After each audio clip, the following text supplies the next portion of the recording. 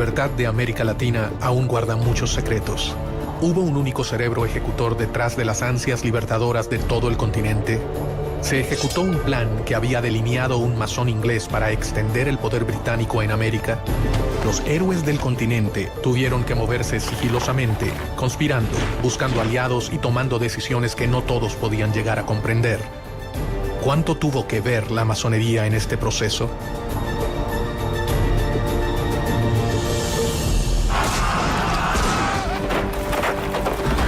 Los máximos libertadores de América, Simón Bolívar y José de San Martín, se reunieron una vez en su vida, a solas, a puertas cerradas en la ciudad de Guayaquil. Gran parte de la vida de los héroes transcurrió en un secreto absoluto. Sin embargo, nada es tan secreto como lo que ocurrió en aquella reunión. Se supone que discutieron los planes finales para la derrota de los españoles. ¿Cuál es la verdad sobre el rol de las sociedades secretas en la historia de la independencia de Latinoamérica? América no se hubiera independizado, sea la del norte, sea la central, sea la del sur, si la masonería no hubiera intervenido.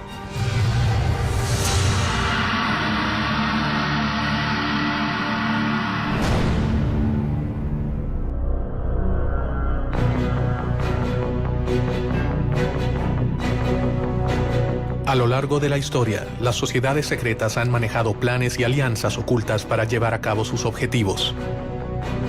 Archivos y documentos revelan una historia paralela al relato tradicional de la emancipación de América. Sospechosamente, estas sociedades nacieron en Inglaterra, el reino que con más énfasis reclamaba mayor participación en América. Inglaterra veía a América como una oportunidad para expandir sus colonias. La monarquía española tenía un monopolio comercial con sus colonias en América y no permitía comercio directo de sus colonias con ninguna otra monarquía ni con ningún otro imperio. ¿Las acciones masónicas buscaron reparar el reclamo inglés frente a España o fue una simple casualidad? Gran Bretaña tenía un problema muy serio porque nosotros éramos consumidores, pero que no podíamos consumir si no fuera a través del contrabando.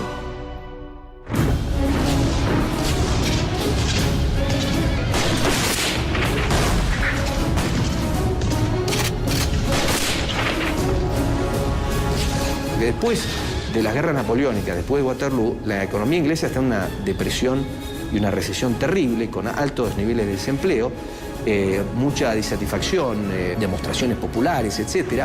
Y la industria está como parada. Entonces, para Inglaterra, los puertos de las colonias españolas son extremadamente importantes.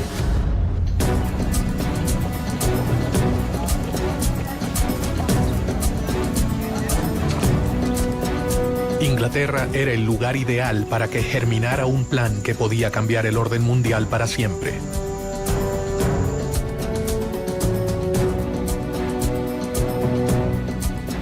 En este contexto, un venezolano conspiró contra el orden establecido. Francisco de Miranda. Miranda se va a convertir prácticamente en el americano más universal de su tiempo, en el criollo de mayor visión universal y de mayor preparación.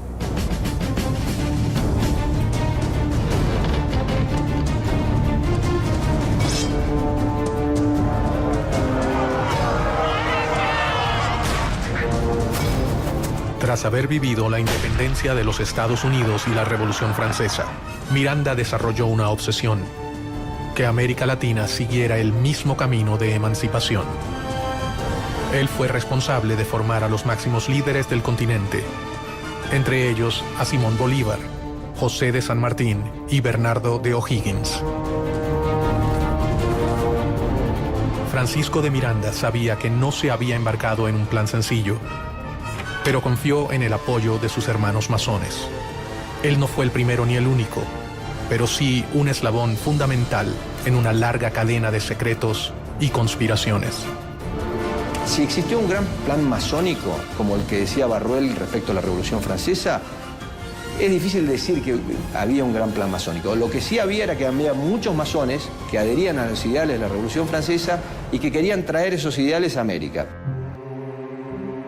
Los masones fueron temidos por el poder conservador, pero en secreto, gran parte de los máximos representantes de las monarquías pertenecieron a las sociedades.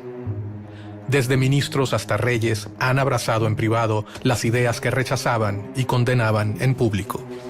Porque acuérdense que en todo el feudalismo, el rey o el señor feudal estaba allí, se decía, por indicación divina. Y las distintas iglesias aceptaban eso. La masonería nació mucho tiempo antes de que la Revolución Americana comenzara a gestarse. Sus primeros objetivos fueron muy diferentes a los que terminaron adoptando a lo largo de su historia.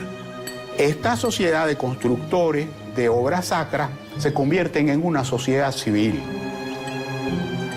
Es al mismo tiempo un centro de reunión para personas instruidas, para personas con un cierto nivel educativo, con una cierta preparación.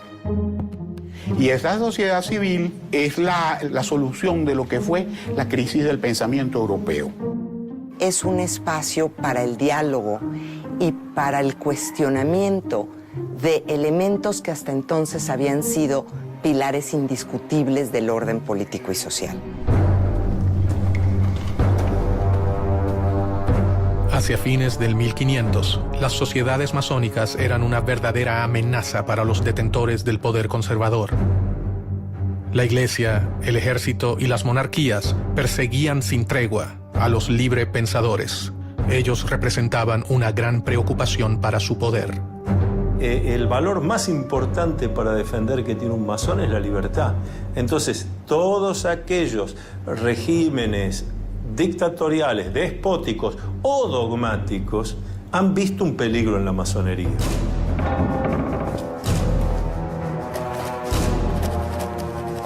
Clandestinamente, sin revelar sus verdaderas intenciones, los masones comenzaron a escalar posiciones en las estructuras tradicionales de poder. Los personajes políticos más importantes que se unen en la masonería lo hacen generando una especie de clientela política dentro de los masones y al mismo tiempo tratando de descubrir toda esta parte secreta, atractiva, interesante que proporciona la masonería. Fue en Inglaterra en donde las logias comenzaron a afianzarse en el poder, de la mano del rey Guillermo III. La masonería inglesa es una masonería simbólica, tiene solo 3 grados. Y los masones ingleses son hombres honorables, que no conspiran ni contra la religión ni contra el rey.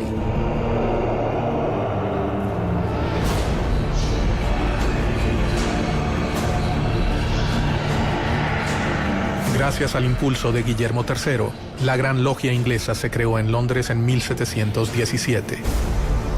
Ella sería fundamental para el resto de las sociedades. A partir de la Gran Logia Unida de Inglaterra aparece el libre y aceptado masón. Es decir, es el que se inicia en la orden, pero que ya no se va a ocupar de las construcciones externas, sino de una construcción interna, una construcción espiritual e intelectual. El poder de reclutamiento llegaría a niveles que los masones jamás habrían soñado. El rey inglés Guillermo III, fascinado por las nuevas ideas, se acercó personalmente a las sociedades masónicas y secretamente se unió a ellas. Se ha hecho mucha especulación sobre la condición masónica del rey. Realmente esa misma condición que de oficio, de gremio, de gremio artesanal que tenía la masonería operativa, se lleva al campo profesional de los ejércitos.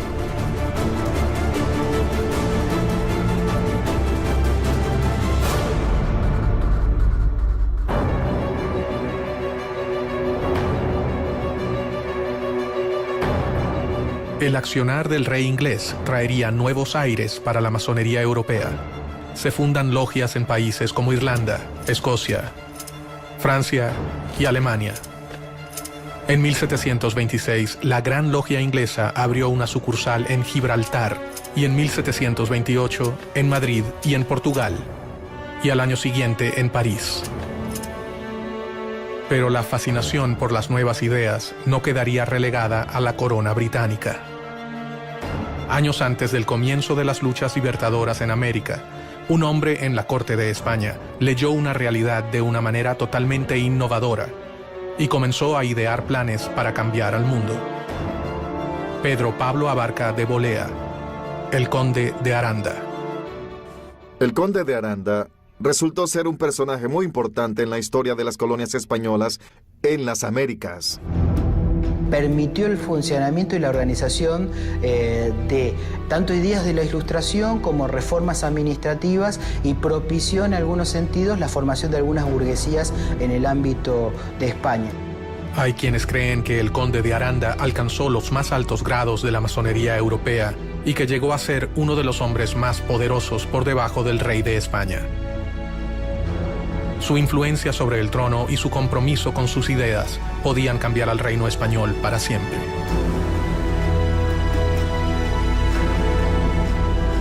Con su consejo, es probable que hasta el propio rey Carlos III haya formado parte de la masonería española. Carlos III es el monarca que decide implantar lo que se conoce en la historia española como las reformas borbónicas. Las reformas que impulsó Carlos III afectaron a las colonias en cuanto a su administración, a la división geográfica y al rol que cumplía la Iglesia en aquella época. Una de las principales reformas borbónicas es limitar el poder de la Iglesia Católica en los territorios americanos y en la misma península. Si realmente existió un plan para que Inglaterra ganara ventaja en América, con la masonería implantada en la corte española, este acababa de comenzar.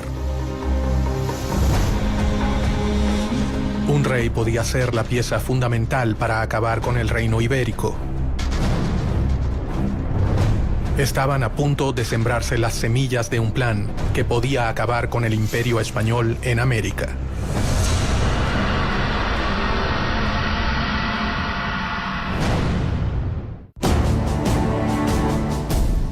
La masonería es una de las redes de sociedades secretas más importantes de la historia.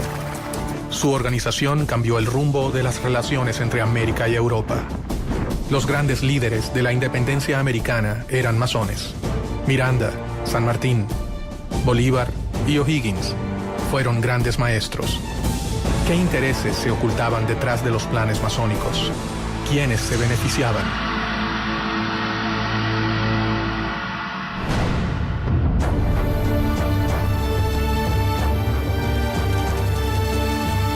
En las cortes europeas, para mediados del 1700, las ideas de libertad e igualdad habían ingresado gracias a los sigilosos planes de las sociedades secretas. Y sus miembros debían moverse con mucho cuidado para sobrevivir. Habían sido víctimas de crueles persecuciones en Europa. La masonería ha sido objeto de persecuciones extraordinarias. Y sin duda alguna, la forma logial de organizarse se presta para que este tipo de institución haya sido vista con recelo. Dentro del trono, el hombre de mayor confianza del rey Carlos III era masón. El conde de Aranda había logrado que sus ideas influenciaran a la corona, pero si era descubierto, perdería, además de sus cargos, su vida.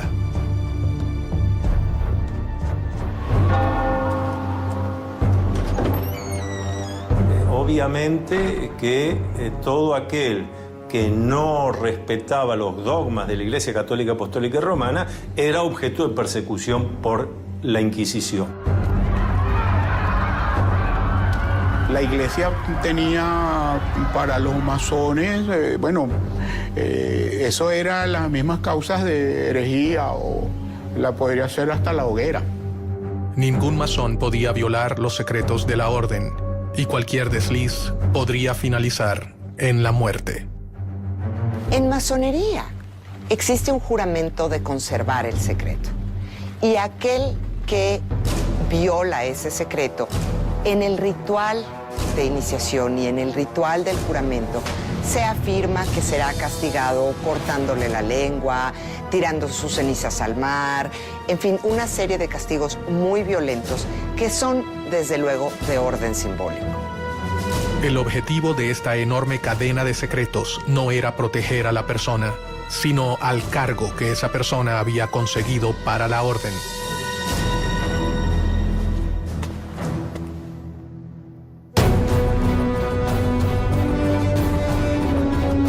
Bajo un gran secreto, el conde comenzó una lucha contra los poderes tradicionales. Todo hombre de poder tiene sus enemigos y el conde de Aranda no era la excepción.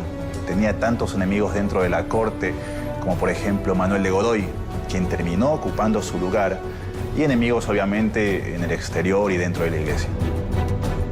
En medio de aquellos cambios, comenzó a firmar resoluciones que atacaban directamente a su enemigo más poderoso, la iglesia.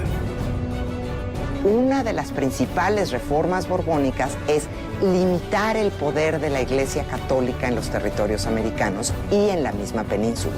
Por consiguiente, el conde de Aranda y muchos otros miembros de la corte y el rey Carlos III deciden hacer una serie de reformas como expulsar a los jesuitas de España y expulsar a los jesuitas de los territorios americanos españoles, de las colonias españolas, para limitar el poder de la Iglesia Católica.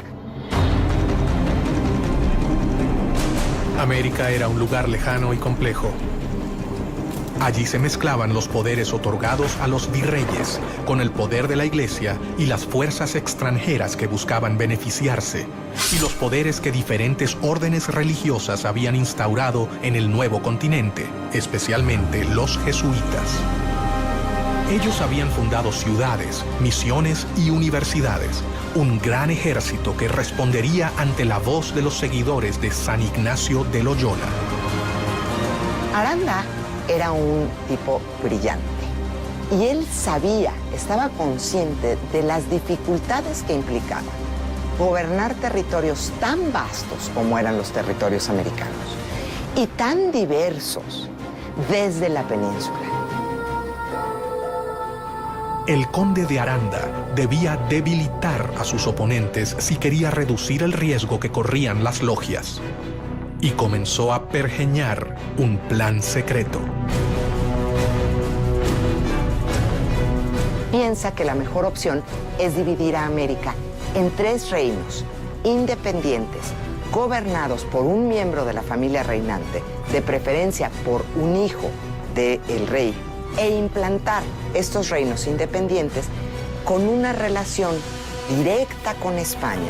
Esto era para tener una relación más fluida con respecto al comercio y para que las decisiones no tardaran meses en llegar, o inclusive años. ¿Cuáles eran los verdaderos planes de Aranda? ¿Fortalecer a un imperio español o liberar a América para que pudiera comerciar libremente con Inglaterra? Los principales agentes de la época eran ingleses o franceses. Por tanto, aprovecharse de la posición de poder a fin de alcanzar el objetivo no era para nada descabellado. Fueran cuales fueran las verdaderas intenciones del conde de Aranda, sus ideas tenían fuertes detractores. Debía minar el poder de sus adversarios para que sus planes pudieran concretarse.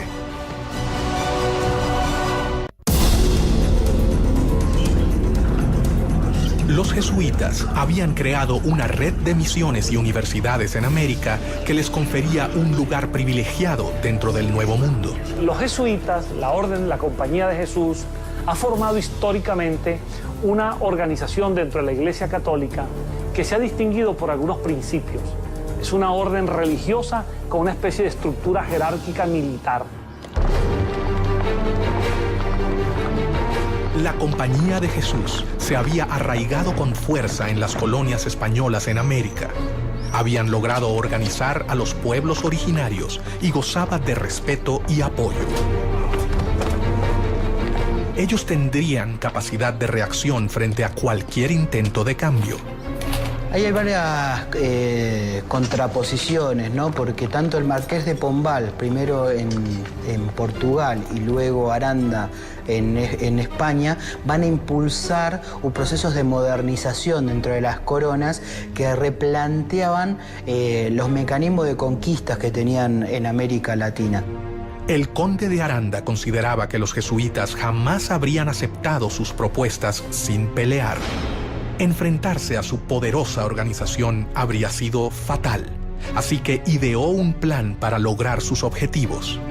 Y esta fue una de las causas para que los criollos empezaran a sentirse violentados por la corona española, pues sintieron que no se respetaba el papel de una institución que para ellos había sido siempre tan importante como era la Compañía de Jesús.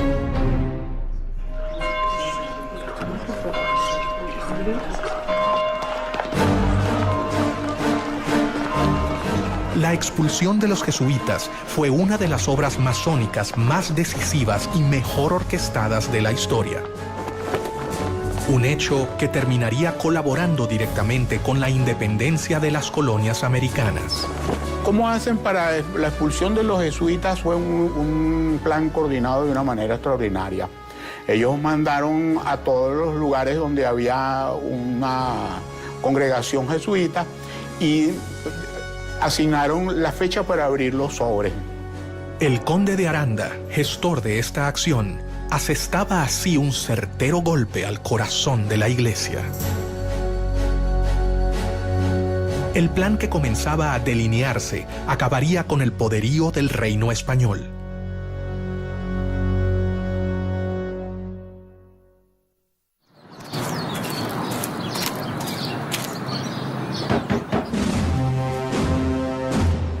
El decreto de Carlos III precisamente ordenaba que se abrieran los sobres ese día para que la operación no tuviera ningún tipo de resistencia.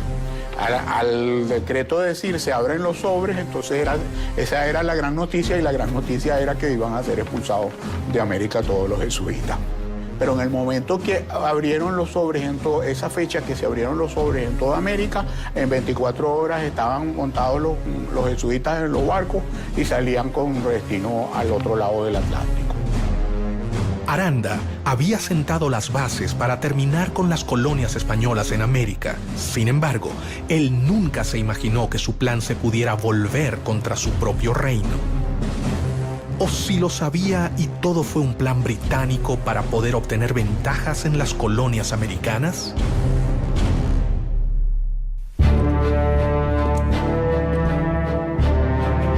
Pero no solo desde España se ideaban planes para las colonias. Inglaterra había enviado a sus posesiones en América a un importante masón que también tenía sus planes para el nuevo continente: Edward Trelawney.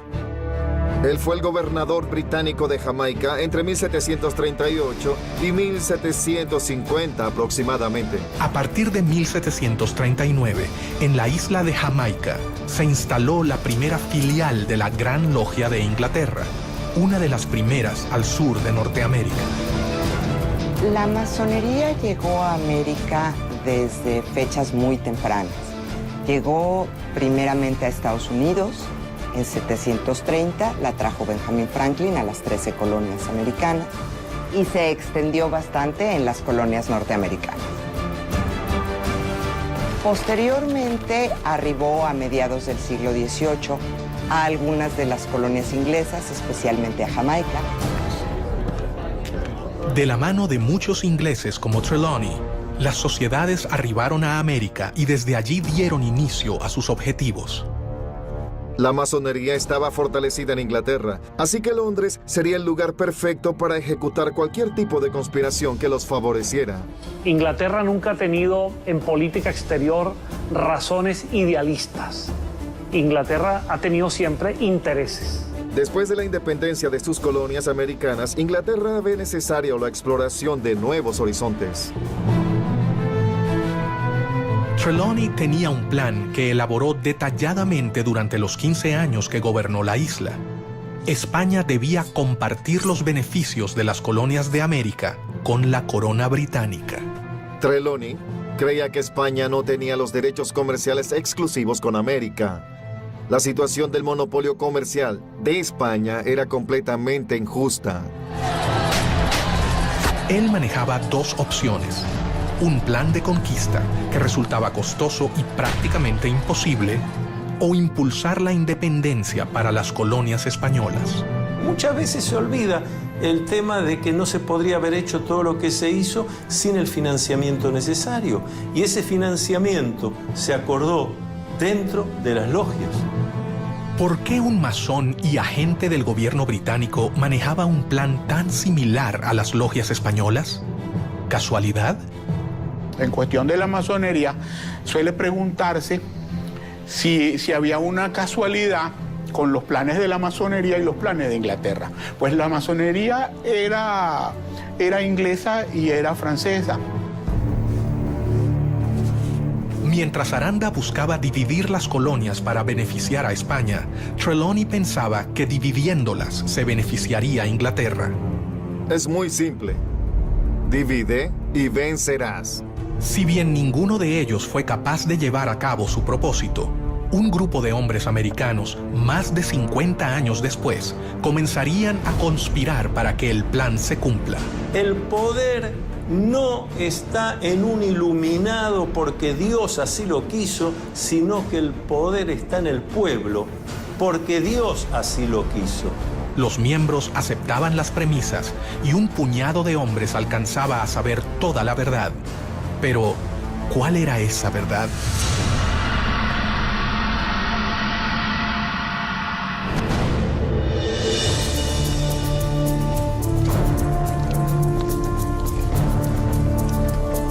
Los librepensadores llevaban a cabo una batalla interminable y desigual con la Iglesia. Si bien ésta había llegado al continente para evangelizarlo, ciertamente no tenía el mismo poder represivo que en los países de origen. El despotismo ilustrado tenía un plan para elaborar su crecimiento comercial, su incorporación a lo que era la evolución hacia el capitalismo, y la Iglesia tenía sus planes a largo plazo. En paralelo a la llegada de las logias al continente, los jóvenes americanos viajaban de América a Europa con el fin de transformarse en los administradores de las colonias españolas en el Nuevo Mundo. Francisco de Miranda fue el primero en llegar. Unos años más tarde viajarían Bernardo de O'Higgins, José de San Martín, Simón Bolívar, Andrés Bello López, entre otros.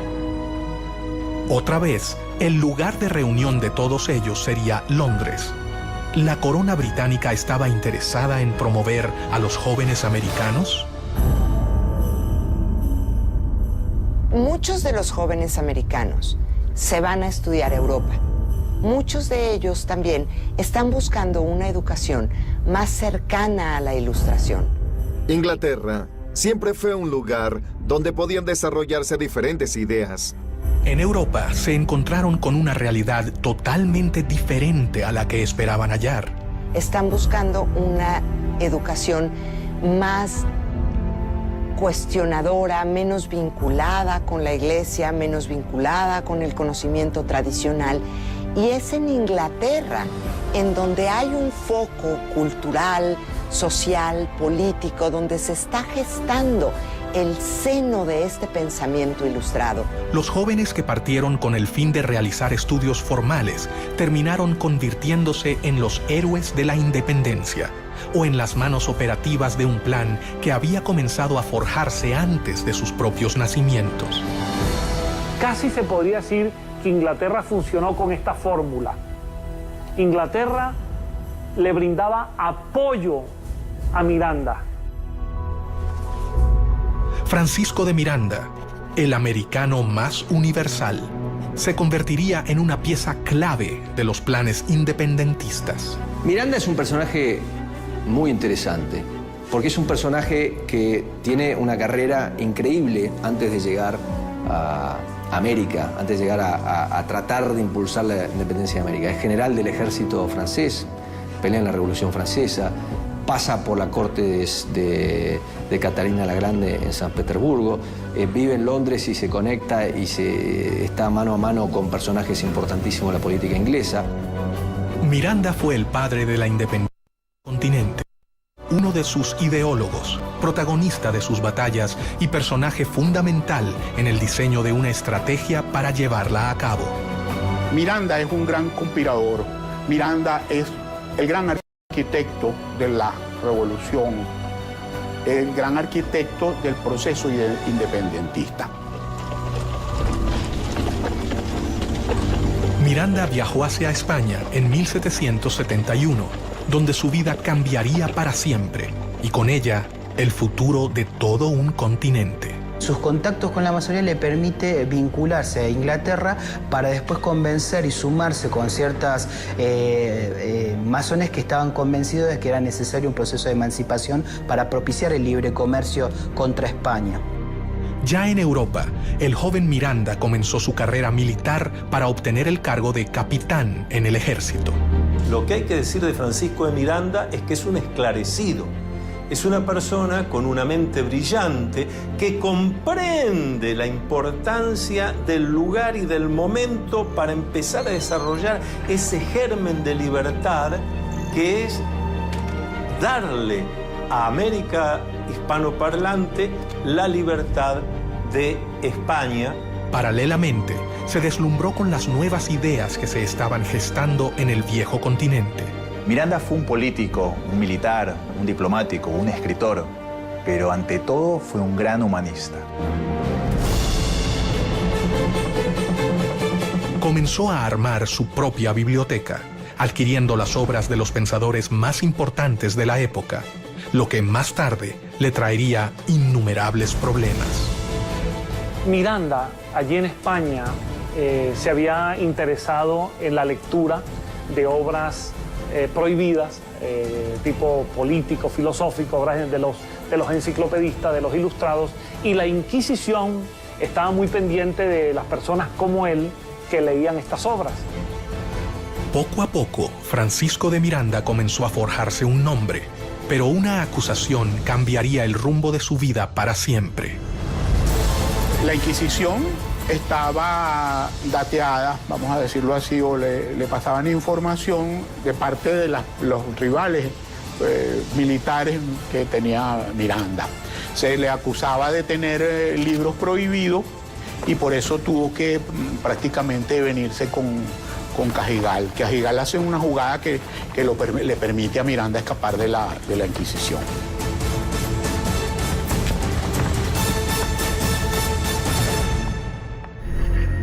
Y a partir de allí, Miranda es declarado prófugo de la justicia española, pasa a ser perseguido por España y obviamente, a medida que se van produciendo los acontecimientos, Miranda, cada vez la persecución de España es mayor. El 10 de julio de 1783 llega a los Estados Unidos. Ya se ha producido la declaración de la independencia, el hecho independentista de Estados Unidos, y Miranda se apasiona por ese proceso. Y Miranda va a viajar por distintas ciudades de los Estados Unidos, tratando de tomar contacto con esa realidad, con las causas que llevaron a la independencia, con la manera como los Estados Unidos de América se ha independizado de Inglaterra y sobre todo toma contacto con los ideales de los independentistas norteamericanos. En Estados Unidos, Miranda terminaría de comprender qué debía hacer. Había llegado al país que acababa de independizarse y allí conoció a los grandes protagonistas de la independencia. Especialmente trabó relación con George Washington. Tuvo entrevistas con líderes como Jefferson, Hamilton, Knox, es decir, con figuras muy importantes en la conducción del nuevo país independiente en Norteamérica. No se sabe exactamente dónde se inició el general Francisco de Miranda como masón. Algunos historiadores afirman que fue en 1774, en Madrid, y según el rito, York. Otros dicen que fue iniciado por el mismo George Washington en la Logia de Virginia. Muchos historiadores se preguntan cómo era posible que este joven, nacido en Caracas, de ascendencia isleña, canaria, que empezaba a ser perseguido por España, pudiese ser recibido en los Estados Unidos por el presidente de la nación y por los principales líderes de esa nación. De allí nace, entre muchos historiadores, la posibilidad de que Miranda en esa relación haya estado apoyado por la masonería. Su futuro comenzaba a dibujarse. El hombre que había servido al ejército español alrededor del mundo estaba por transformarse en la pieza clave para que perdieran sus colonias en América. Debajo de la mesa, alguien estaba poniendo en marcha los planes elaborados por el conde de Aranda y Trelawney, el viejo gobernador de Jamaica. La idea era separarse de España y de alguna manera seguir el modelo republicano que ya se había establecido en Estados Unidos. Miranda se ha convertido en masón, comenzando así a conocer las ideas más revolucionarias de la época. Ha vivido la independencia norteamericana de cerca, haciéndose eco de los ideales revolucionarios. Ha sido acusado por el país por el que arriesgó su vida y ahora mira hacia su continente. El futuro héroe de la revolución comenzó a desarrollar cada vez más sus planes para independizar a América, pero sabía que no podía hacerlo solo.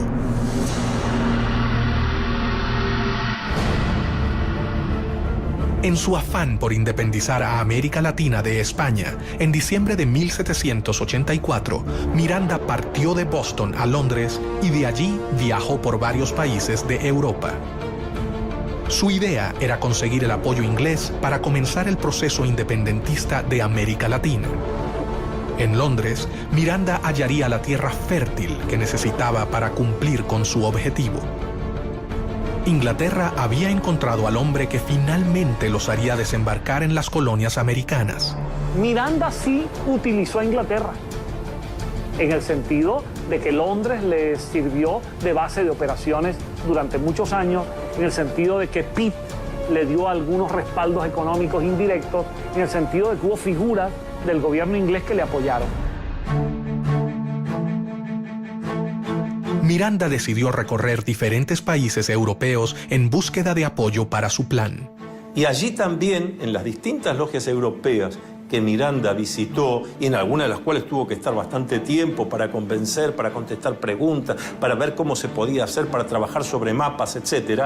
Allí también fue descubriendo quiénes eran los hermanos que tenía sentido que vinieran a América para ayudar, cuáles convenía que se quedaran allá y cuáles no se podía contar. En 1792 se encontraba en París, donde estaba en pleno desarrollo la Revolución Francesa. Sin dudarlo, Miranda decidió ponerse al servicio del gobierno revolucionario. Por segunda vez en su vida, se encontraba en contacto con ideales revolucionarios llevados a cabo por logias masónicas. Es que América dependía totalmente de lo que sucedía en Europa. América no tenía entidad política propia. América, para entender lo que pasaba en América, había que entender lo que pasaba en Europa. Y hasta 1815, Europa tiene una figura central que es Napoleón. Entonces, volviendo a la masonería, hay dos países donde la masonería tiene una importantísima influencia: Estados Unidos y Francia.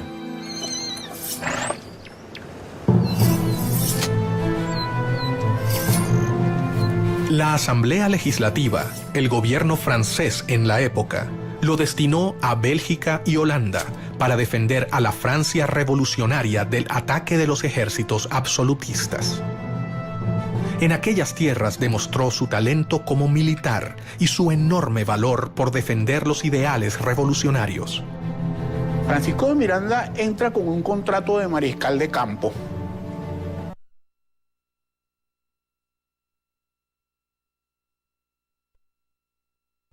Parte activa en este proceso. Es muy interesante porque el sector al cual Miranda está vinculado es al de los girondinos, y en Caracas se le acusaba más tarde de jacobino. Gracias a su aporte en Francia, Miranda se convirtió en el único latinoamericano cuyo nombre figura en el Arco del Triunfo.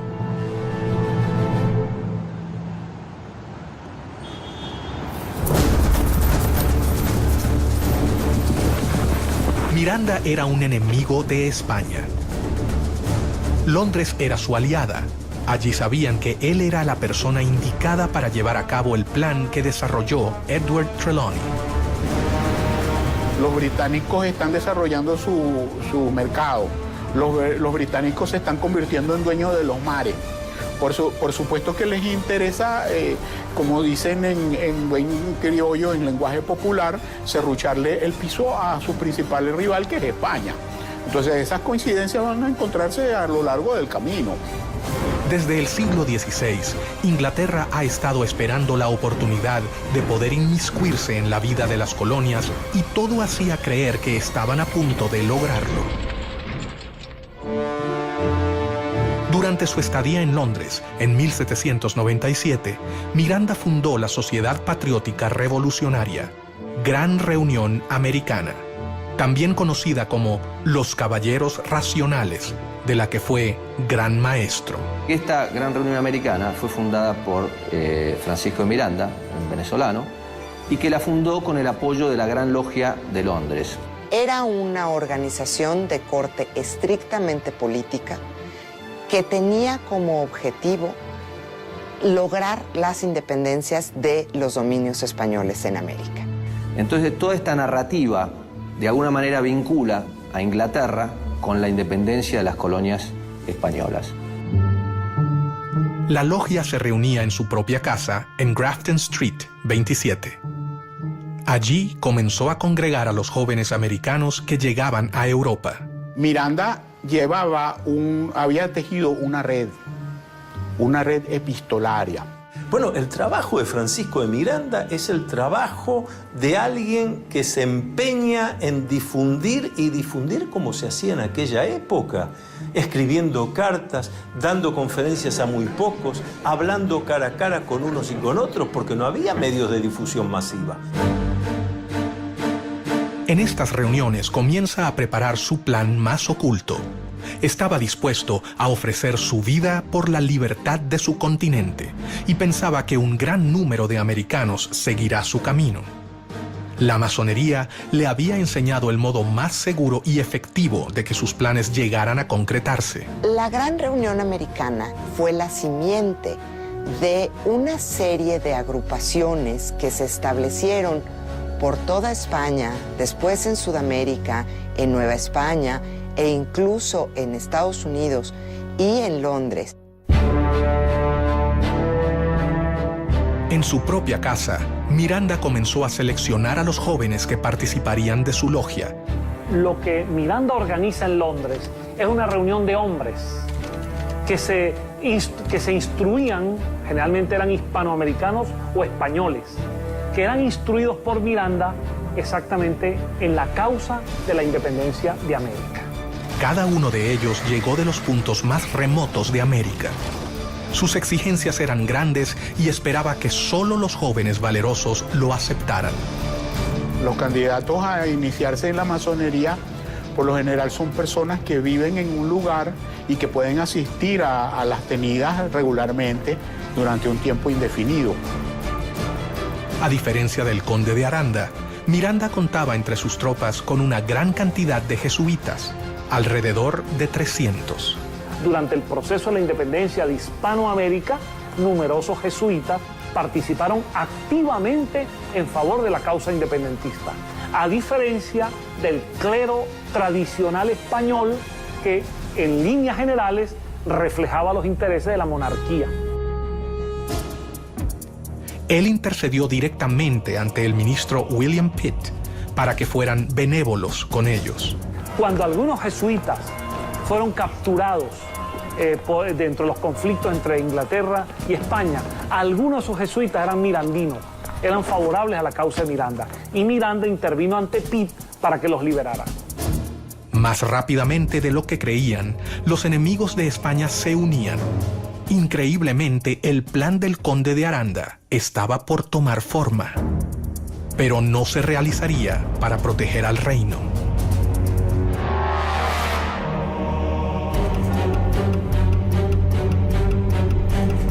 Francisco de Miranda sabía que la elección de los postulantes sería determinante para sus planes.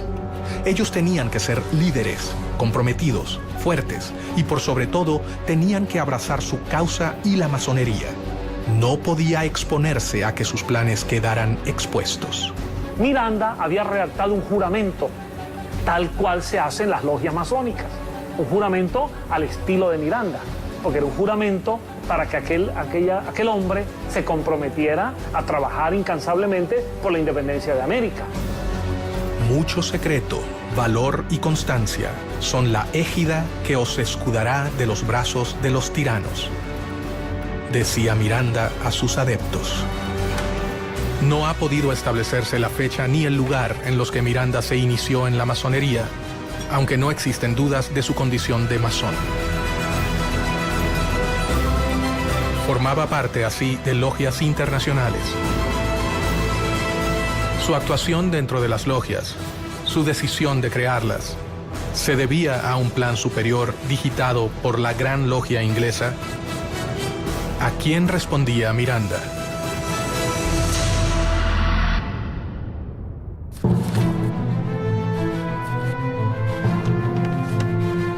Casualidad o no, el plan elaborado por Miranda y las logias parecía responder palmo a palmo al plan creado cerca de medio siglo antes por otro masón, perteneciente a la Gran Logia de Inglaterra, el gobernador de Jamaica, Edward Trelawney.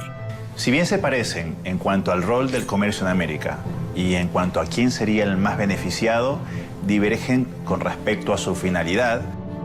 A diferencia de Trelawney y del conde de Aranda, Miranda puso en práctica lo que otros solo habían pensado. Es una época en la que se está dando una transición de un mundo constituido por instituciones, de una sociedad corporativa a una sociedad más individual. Para organizar sus filas, Miranda decidió no incluir hombres mayores de 40 años. El venezolano confiaba en que los jóvenes serían quienes lo ayudarían a culminar su plan. La inteligencia de Miranda lo llevó a comprender que para ciertas cosas necesitaba contar con lo que nosotros llamamos los ancianos sabios. Contactos políticos, diplomáticos, financieros. Pero para la ejecución concreta de la obra, lo que llamamos en masonería los grupos de masonería operativos, donde hay que ir a hacer cosas concretas, había que entusiasmar a la juventud.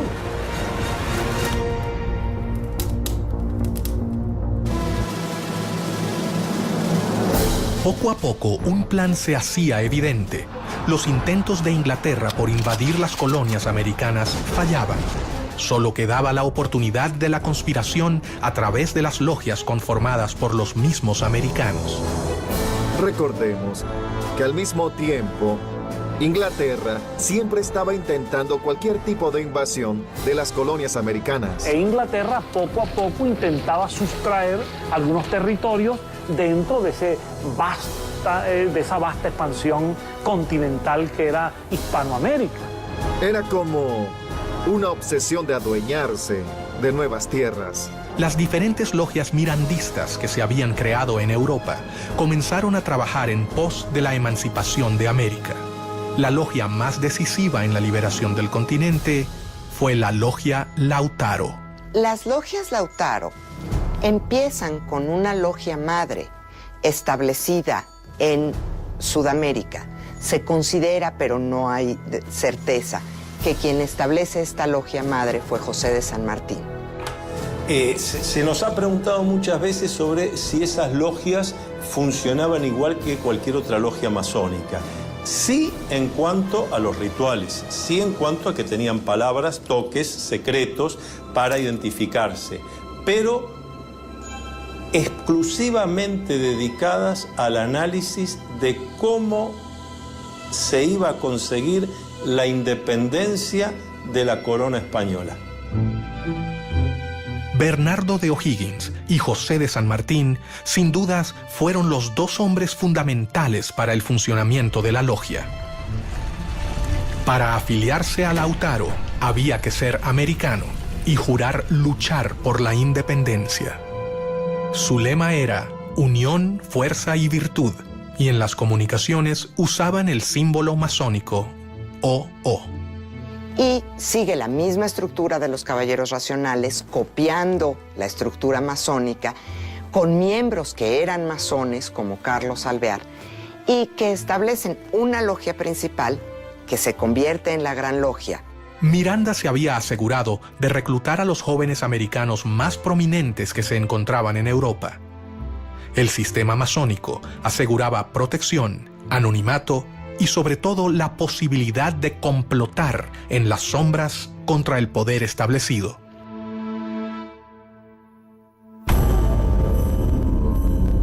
Mientras que las logias se afianzaban en América, sus líderes debían tomar las precauciones necesarias para proteger a sus miembros. La clave de la supervivencia se encontraba en sus intrincadas estructuras, su complejo modo de ingreso y su compromiso de silencio. Las logias que operaban aquí practicaban rituales masónicos que tenían que ver más que nada con el sistema de grados. Según el grado que cada hermano tenía dentro de la logia, era el conocimiento de la parte del plan que tenía. El ascenso del grado tiene que ver con la lealtad que hayas demostrado a la causa de la independencia o a la causa de los gobiernos independientes.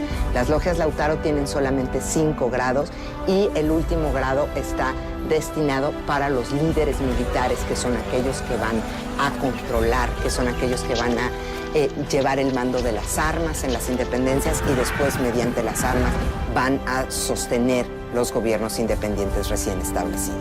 Ninguno tenía todo el plan. De manera tal que si alguno de los hermanos hubiera caído en manos del enemigo y bajo tortura se hubiera visto obligado a revelar algún secreto, el secreto que revelaba era apenas un trocito de la totalidad.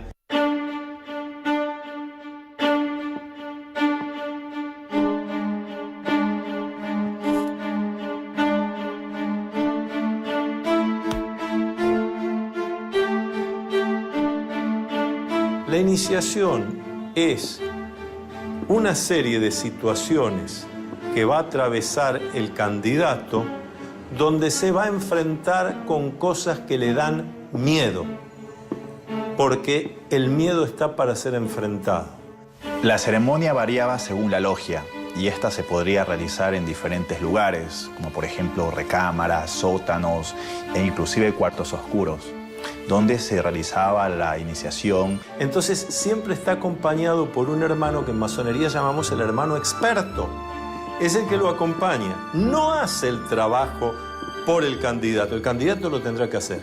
Enfrentar sus miedos, sus dudas. Pero va a estar bien acompañado. Está desde el principio entre amigos, está bien cuidado.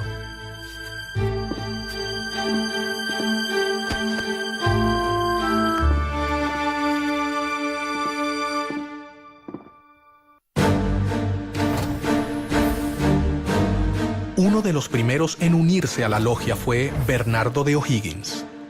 O'Higgins era hijo natural de Ambrosio O'Higgins, virrey del Perú. José de San Martín, O'Higgins, Simón Bolívar y tantos otros masones han recibido la influencia de Miranda de una manera muy concreta, muy positiva, porque son los que después llevan a la práctica con las armas la posibilidad de lograr países democráticos en América. A los 15 años fue enviado a estudiar a Londres y allí conoció a Miranda. Miranda le inculca a O'Higgins, a través del diálogo, a través de la lectura, 2 cosas fundamentales: ideas de libertad y espíritu de lucha, para lo cual Miranda llega a convertirse en un completo maestro para O'Higgins. En 1801, Miranda le encomendó a O'Higgins que fundara una logia Lautaro de caballeros racionales en Cádiz.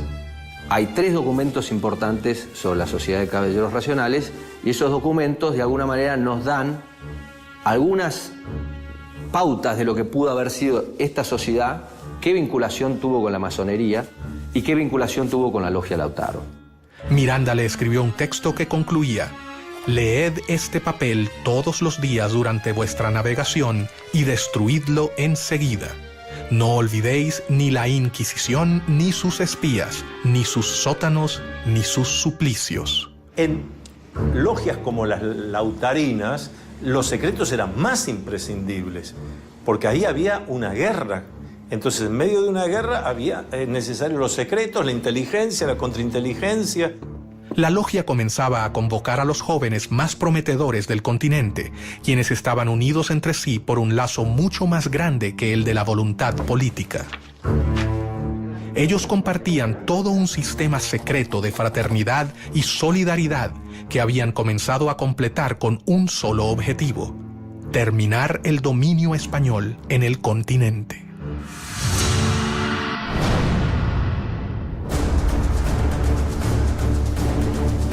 Rápidamente, O'Higgins se convirtió en una persona de confianza del gran ideólogo de la independencia latinoamericana. En una de las tertulias que solían compartir, Bernardo le narró la historia del cacique Lautaro. Miranda, inspirado en su vida, bautizó así su logia. Lautaro, en homenaje a un cacique de un pueblo originario de nombre Lautaro, que había combatido y había muerto peleando contra el ejército español del rey. Entre los amigos de Miranda se encontraba su compatriota Juan Bolívar, el padre de Don Simón, a quien conocería en el primer viaje que éste realizó a Europa. Una relación compleja, no una relación fácil. Vamos a ubicarnos históricamente. Miranda nace en Caracas en 1750. Bolívar nace en Caracas en 1783. Cuando Bolívar está naciendo en Caracas, Miranda está en los Estados Unidos, concibiendo a sus 33 años toda la relación de conocimiento de la independencia de los Estados Unidos y proyectando su lucha independentista en América. De modo que la diferencia de 33 años es muy significativa para entender la relación entre estos dos gigantes de la independencia americana. Bolívar llegó a Cádiz en 1803 y rápidamente fue admitido en la sucursal de la Gran Logia Americana, la Sociedad de Caballeros Racionales. Mientras que sus seguidores comenzaban a prepararse en Europa, Miranda decidió intentar realizar la primera revolución. El objetivo sería su país natal, Venezuela. Se habla de un intento fallido, una intentona golpista incluso de Francisco de Miranda en Coro y en Ocumare. Esto es una historia muy interesante porque ahí hay un inicio de la independencia. Para ello, primero viajó a New York. En los Estados Unidos, él concibe una expedición con la cual invadir las costas venezolanas y él pensaba que desde allí se iba a incendiar la pradera, se iba a lograr que los pobladores lo vieran a él como un redentor, como un liberador, y a partir de allí se iba a producir un estallido de independencia en Venezuela y en el continente. En febrero de 1806 partió rumbo a Venezuela con 3 barcos, uno de ellos llamado Leandro, por su hijo. La guerra había comenzado. Esos 3 barcos que él arma, antes que él termine de armarlo, ya la comunicación de Estados Unidos a España y de España a las colonias había llegado. Pero la primera expedición se frustraría antes de su inicio. Primero, desembarca en Ocumare de la Costa, 1806, y es repelido, es descubierto por los españoles, y las embarcaciones en que él venía son cañoneadas. Pero ¿qué pasa con Miranda en el 58 Grafton Way? Él regresa con su esposa, la madre de Leandro, Miranda, que después fue presidente del Banco Inglés en Venezuela años más tarde.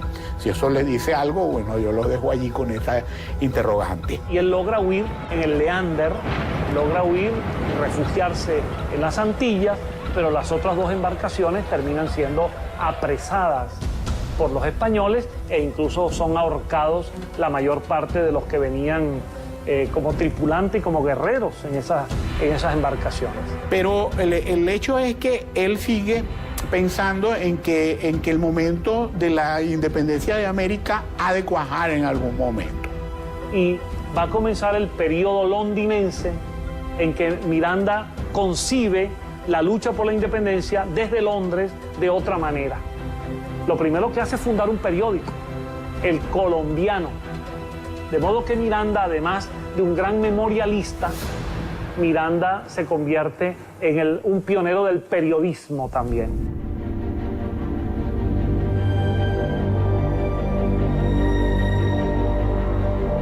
En 1806, Bolívar recibió el grado tercero, o maestro, en la logia simbólica London número 5 de Inglaterra. En 1810, en Londres, Miranda le confirió el supremo grado de iniciación en la Gran Logia Americana y juntos fundaron la Logia Protectora de las Virtudes número 1 en el oriente de Barcelona, Venezuela.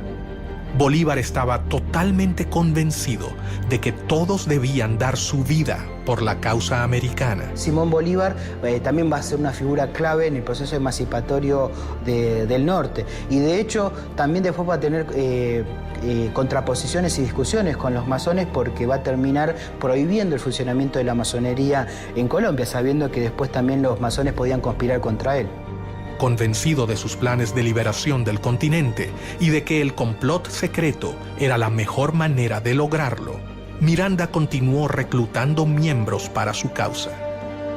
Uno de ellos fue José de San Martín, gestor de la independencia de Argentina, Chile y Perú. San Martín llegó a Londres 10 años después de que partiera O'Higgins. Algunos historiadores señalan que el paso de San Martín por Inglaterra es muy significativo, porque es precisamente allí en donde él se reúne con intelectuales, con políticos, para discutir el tema de la independencia de las colonias. Durante la campaña había conocido a Lord Macduff, un noble escocés que lo introdujo en el mundo masón en general y en la causa americana impulsada por Miranda.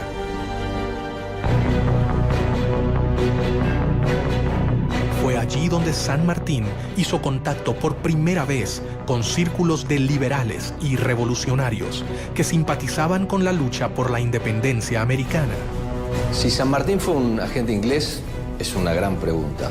A los pocos que han sostenido que es así, han tenido que ser, han sufrido la ira del dogma sanmartiniano. ¿Cómo poder decir semejante cosa? El centro de difusión y reclutamiento continuaba siendo Londres.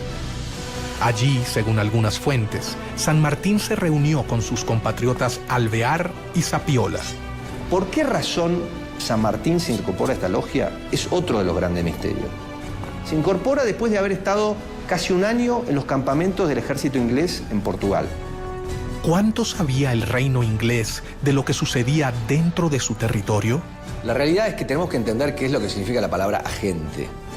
Lo que queda claro a cualquiera que lee la correspondencia diplomática y los archivos ingleses es que San Martín era un anglófilo.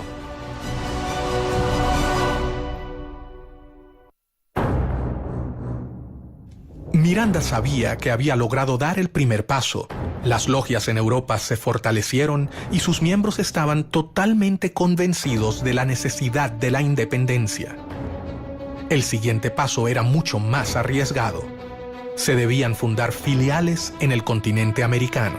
Se establece una gran logia principal que se considera la logia madre y después se van estableciendo logias y grandes logias por todos los territorios sudamericanos y se vuelve la estructura en la que se apoyan estos líderes para atraer partidarios, para agrupar en esas logias a todos los que están buscando las independencias hispanoamericanas y una vez que se consiguen, para endoctrinar en los nuevos principios republicanos, liberales, a los que van a ser los líderes, los directores, los gobernadores de los nuevos países hispanoamericanos que se establecerán inmediatamente después de la consecución de las independencias.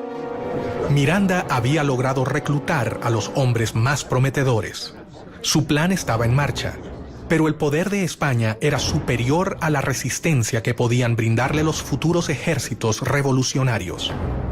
La realidad es que era una conspiración lo que querían los caballeros racionales, porque de alguna manera estaban conspirando contra el rey de España, porque querían implantar en América la independencia y la Constitución. Y eso era anatema para el sistema monárquico. Los viajes de formación de los jóvenes latinoamericanos en Europa tocaban su fin.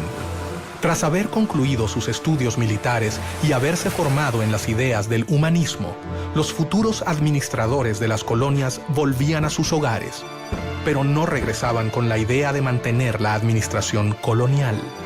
Ellos regresaban con un nuevo objetivo: liberar a sus tierras de España. Miranda lo había logrado. Una compleja red de sociedades se había formado a lo largo de todo el continente.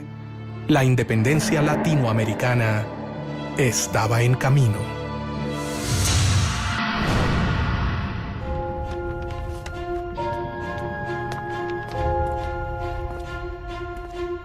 Mientras tanto, un hecho externo colaboraría con la causa: la llegada de Napoleón al trono de Francia y la instauración del Primer Imperio llevaron a Europa a una era de guerras, caos, alianzas y traiciones.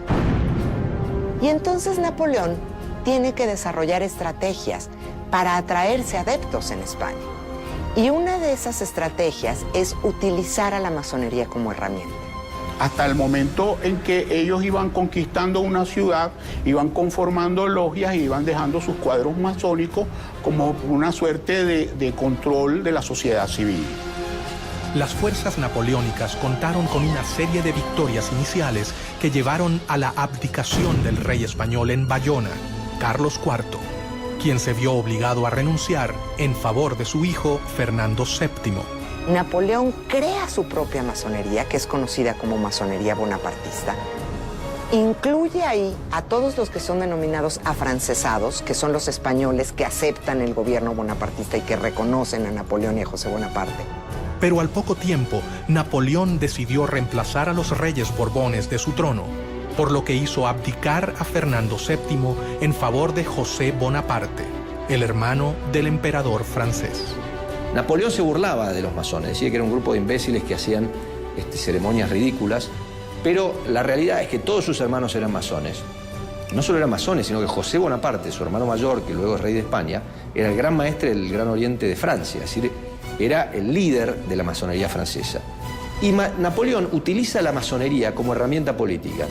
Y dentro de esas logias intenta difundir una serie de principios que hacen aparecer a su imperio como un imperio muy liberal, defensor de los derechos del hombre, defensor de los derechos del ciudadano, pero al mismo tiempo pues no deja de ser un imperio. Mientras Europa vivía convulsionada, las logias masónicas entendían que era el momento de actuar. Las sociedades americanas vieron con preocupación la invasión francesa sobre la madre patria.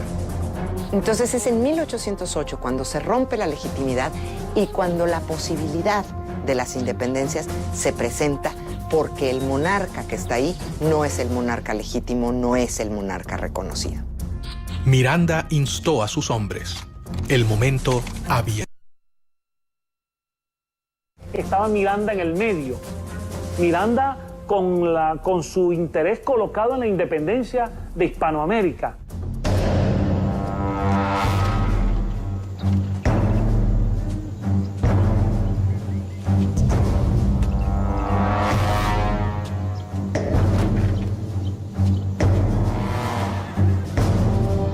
La primera logia masónica mexicana se creó en 1804, a principios de la lucha por la independencia en Ciudad de México, en la calle de las Ratas, número 8.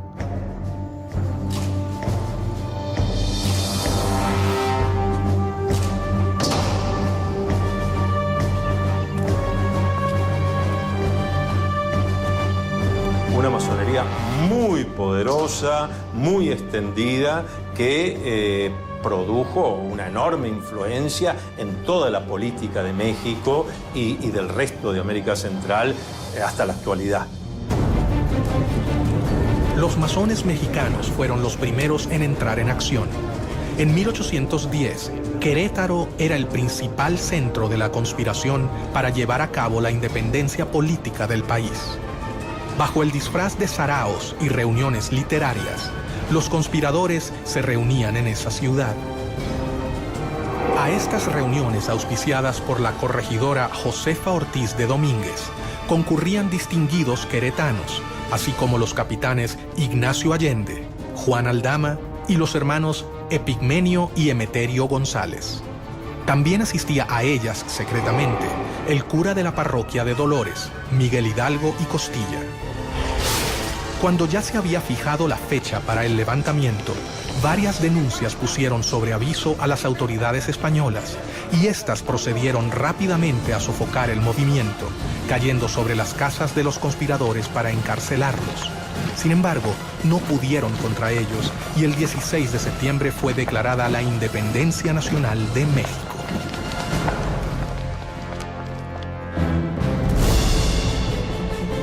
Bolívar y Miranda se reunieron en Londres, dispuestos a no posponer más sus planes independentistas. De hecho, el joven Bolívar toma la iniciativa, no autorizada por la Junta de Caracas, de invitar a Miranda a volver a Caracas. Bolívar partió de Londres rumbo a La Guaira, donde llegó en diciembre de 1810.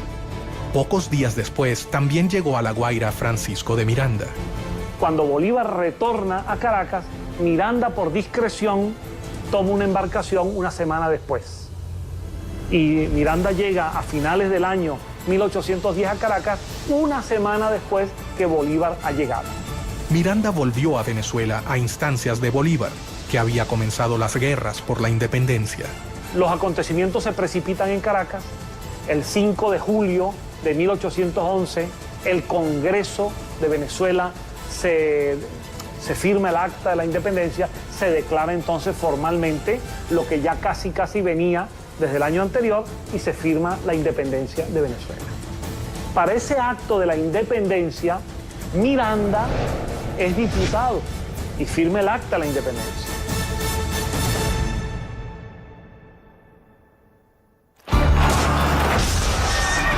Miranda fue nombrado generalísimo del ejército venezolano, pero tras una serie de reveses militares, tuvo que capitular. Una de las causas que han forzado a Miranda a capitular es la pérdida de Puerto Cabello, que era la primera plaza militar de Venezuela. ¿Y quién estaba al frente de la plaza de Puerto Cabello? El coronel Simón Bolívar. Miranda y otros 400 patriotas a los que al capitular se les había prometido la posibilidad de exiliarse, fueron apresados. Fue tomado prisionero por un grupo de oficiales venezolanos, entre ellos Simón Bolívar. Y cuando ve a Bolívar, a Miguel Peña y a otros más que lo estaban deteniendo, Miranda exclama en una de las frases que más ha marcado el destino venezolano, una frase dramática hasta el día de hoy. Miranda dice: bochinche, bochinche. Este pueblo lo único que sabe hacer es bochinche. Y finalmente Bolívar es un agente histórico de aquellos que lamentablemente intervinieron para que Miranda fuese detenido. En mi opinión, un verdadero lunar en la historia de Simón Bolívar, la detención.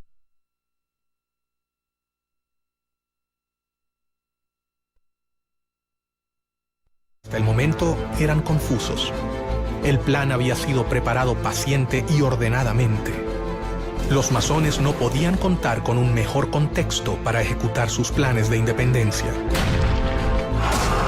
América era un reguero de pólvora que quedaba a 10.000 kilómetros de la metrópoli que la dominaba desde hacía casi 3 siglos. De hecho, las logias masónicas permitieron resguardar este funcionamiento para permitir organizar y libertar a América dentro de un gobierno que era opresivo.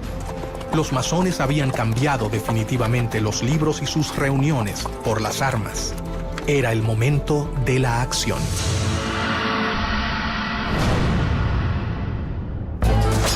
Dos caudillos se destacan en los ejércitos libertadores, 2 discípulos de Francisco de Miranda, José de San Martín, quien desde el Río de la Plata sube hacia el norte, y Simón Bolívar, que lleva la revolución en sentido inverso, desde Venezuela.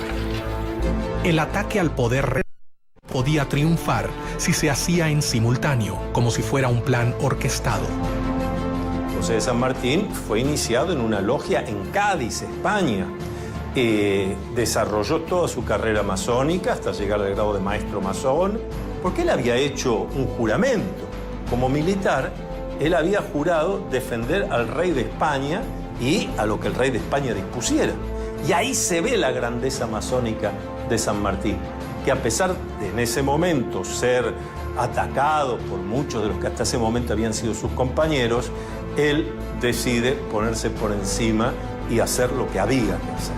El cónsul norteamericano en Buenos Aires, a principios de 1819, dice claramente, hasta ahora, el principal aliado de Inglaterra en esta parte del mundo es San Martín. De hecho, hay cartas del cónsul inglés en Buenos Aires, Robert Staples, en el año 1817, en donde se reúne con San Martín y San Martín le dice que San Martín le pide que Inglaterra le haga llegar a él en privado su punto de vista de cómo tiene que seguir el tema de la revolución. Pero Fernando VII logró regresar a su trono y cuando lo hizo, consciente del poder de las logias, instaló nuevamente el régimen absolutista. Persiguió el constitucionalismo, el liberalismo y la masonería, a los que reprimió con la policía y la Inquisición. Pero la batalla estaba prácticamente perdida. Primero, cuando decían vamos a fernandear, en cierta medida lo que estaban diciendo es vamos a generar una monarquía constitucional, que en algunos casos era llegar a simplemente constituir un mecanismo de gobierno del pueblo, pero todavía respondiendo a un monarca o algunas organizaciones centrales. El proceso de independencia encontraba escollos. Las diferencias entre sus actores crecían. Todo parecía indicar que era más sencillo ponerse de acuerdo en liberar a América Latina de España que en sentar las bases de un nuevo tipo de sistema de gobierno.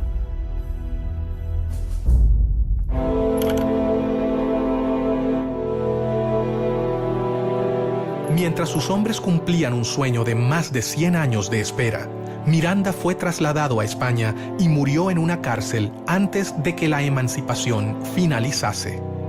El venezolano murió solo, pero sus ideas ya parecían ser realidad.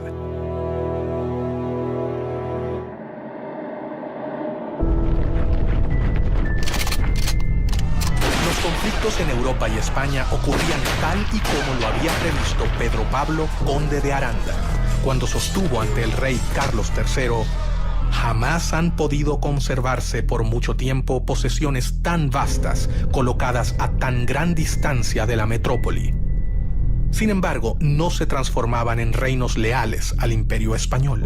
Todas estas diferencias marcan en cierta medida también algunos posicionamientos de intereses que tenían cada uno de los grupos, tanto regionales como de las alianzas estratégicas a nivel internacional que tienen cada uno de ellos. Los masones siguieron sus planes. Cientos de miles de hombres de todo el continente han abrazado su causa. Sin embargo, un hecho dejaría abierta para siempre una pregunta que jamás ha podido ser respondida. El 26 de julio de 1822, en medio de las batallas, los dos generales, Bolívar y San Martín, realizaron una reunión a solas en la ciudad de Guayaquil. Era evidente, era necesario que se reuniesen los dos grandes libertadores, Bolívar y San Martín, que hasta ese momento no se conocían personalmente. Este va a ser su primer y único encuentro en 1822. Ellos conversaron y esas palabras que nadie jamás supo cambiarán la historia del continente. ¿Qué ha pasado ahí? ¿Qué ocurrió? Se ha especulado mucho, pero no lo sabemos. Pero no lo sabemos precisamente porque como buenos masones conocían todos los secretos y algo los lleva a tomar esas decisiones. Bajo una de las versiones más popularizadas, por ejemplo, en la Argentina, la influencia inglesa fue bastante nefasta y de alguna manera impidió que San Martín terminara su tarea liberadora y que de alguna manera lo forzó a retirarse de América en su entrevista con Bolívar. Tras conversar a solas, los hombres se despidieron. Pero al salir, la realidad había cambiado. Bolívar finalizaría la gesta independentista. San Martín se retiraría a Europa. Yo no sé si San Martín era un agente inglés. Lo que sí sé es que San Martín era un hombre que tenía convicciones políticas muy conservadoras que era conveniente para Inglaterra. ¿Tuvo algo que ver Inglaterra en esta reunión? El hecho es que los historiadores, algunos historiadores, han registrado que el propio saludo que se dan San Martín y Bolívar al conocerse en Guayaquil es un saludo típicamente masónico.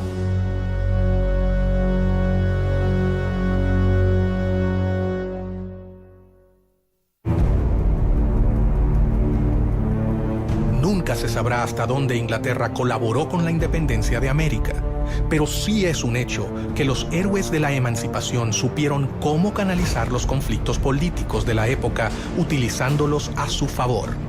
Napoleón decía que la historia no era más que una ficción acordada por la mayoría.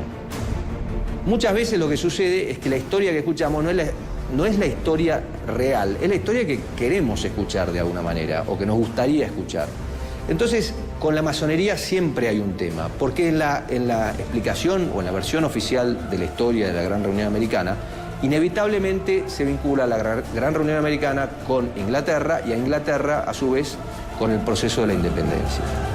El plan de Trelawney, la recomendación del conde de Aranda y el sueño de Miranda lograba ser concretado por estos jóvenes que cumplieron con sus promesas hasta el final: liberar al continente americano. Yo te puedo decir que la independencia de toda América, América del Norte, América Central y América del Sur, es el resultado del trabajo de los masones en sus logias y de un plan masónico universal.